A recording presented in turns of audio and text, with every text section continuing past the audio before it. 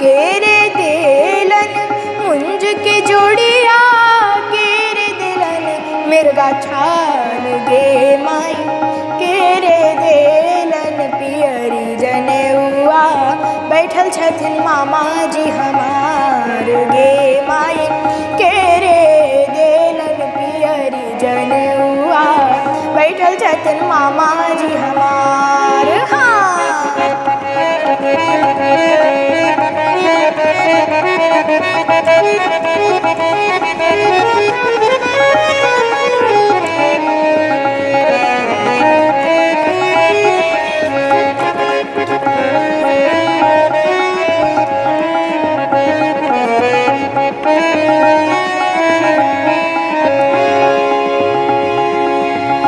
भुआ देलन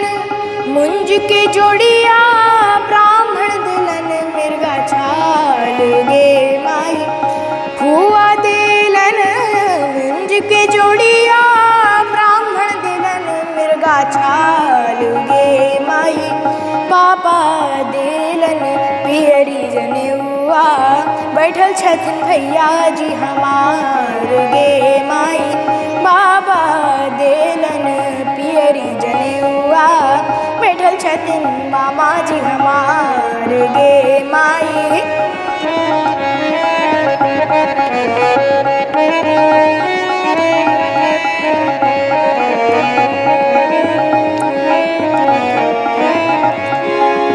गे माई कहवा शोभे मुंज के जोड़िया, कहवा शोभे मिर्गा छाल गे माई, कहवा शोभे मुंज के जोड़िया, कहवा शोभे मिर्गा छाल गे माई, कहवा शोभे पियरी जनेउआ, बैठल छथिन भुआ जी हमार गे माई, कहवा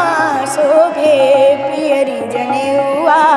बैठल छथिन भैया जी हमार हो।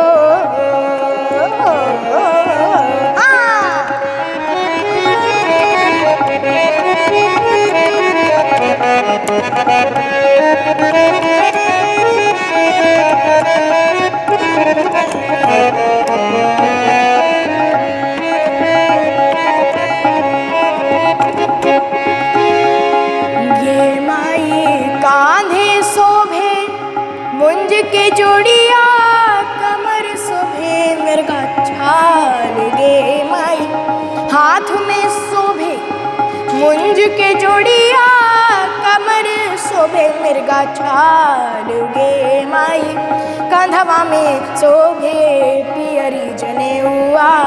बैठल छथिन चाचा जी हमार गे माई, कांधे शोभे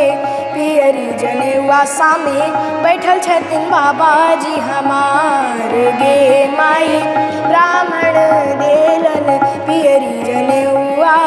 बैठल छथिन बाबा जी हमार गे माई, चाचा दिहलन पियरी जनेउआ, सामे बैठल छथिन भैया जी हमार गे माई, फूफा दिहल पियरी जनेउआ, बैठल छथिन चाचा जी हमार गे माई, सब जन दिहलन पियरी जनेउआ, सामे बैठल छथिन सब जी हमार गे माई, सब जन देलन पियरी जनेउआ, सामे बैठल छथिन सब जन हमार गे माई। हो हो हो हो